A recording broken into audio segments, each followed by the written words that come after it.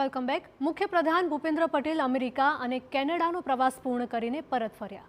ગુજરાતમાં વૈશ્વિક રોકાણ આકર્ષવાનો પ્રવાસનો મુખ્ય ઉદ્દેશ્ય નવા ઉદ્યોગ, નવી ટેકનોલોજી અને રોજગારીની નવી તક આવે તેવી રાજ્ય સરકારની તૈયારી. આગામી વાયબ્રન્ટ સમિટમાં વિશ્વની અનેક કંપની હિસ્સો લઈ રોકાણ કરશે. વિશ્વના રોકાણકારો ગુજરાતમાં આવે, ઉદ્યોગો સ્થાપે અને વિકાસમાં ભાગીદાર બને.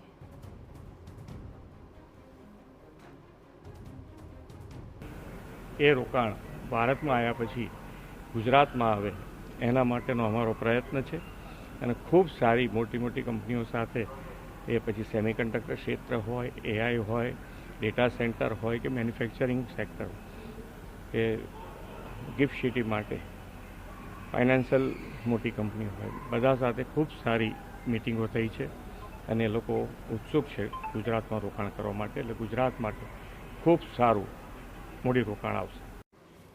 સીએમ ભૂપેન્દ્ર પટેલે અમેરિકા અને કેનેડામાં ઉદ્યોગપતિઓ, ટેકનોલોજી ક્ષેત્રના નિષ્ણાતો, રોકાણકારો અને ગુજરાતી ડાયસ્પોરા સાથે મહત્વપૂર્ણ બેઠકો કરી હતી. આ દરમિયાન ગુજરાતની ઔદ્યોગિક પ્રગતિ અને રોકાણની તકો અંગે રજૂઆત કરવામાં આવી હતી. ખાસ કરીને semiconductor, fintech, artificial intelligence, data centre, pharmaceutical, manufacturing અને નવી ટેકનોલોજી જેવા ક્ષેત્રોમાં રોકાણ માટે આમંત્રણ આપવામાં આવ્યું. ગુજરાત આજે ભારતના મહત્વના ઔદ્યોગિક અને આર્થિક કેન્દ્ર તરીકે પોતાની વૈશ્વિક ઓળખ મજબૂત કરી રહ્યું છે. ત્યારે ભૂપેન્દ્ર પટેલે વિદેશમાં વસતા ગુજરાતીઓને પણ ગુજરાતના વિકાસમાં ભાગીદાર બનવા અને રાજ્યમાં રોકાણ કરવા અપીલ કરી.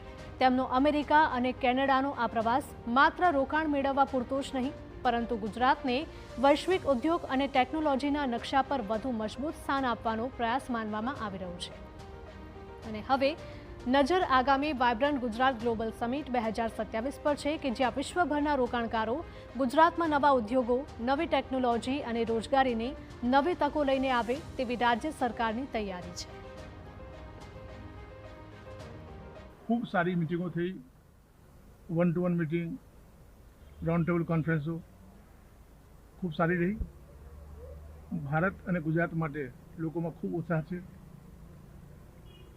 અમારા આમંત્રણના ભાગરૂપે ઘણી બધી કંપનીઓ અહીં આવશે, આ વાયબ્રન્ટ ગુજરાતમાં ભાગ લેશે અને રોકાણ પણ કરશે. મેન્યુફેક્ચરિંગ હોય, R&D હોય, તમામ ક્ષેત્રોમાં ખૂબ સારા રોકાણ થશે.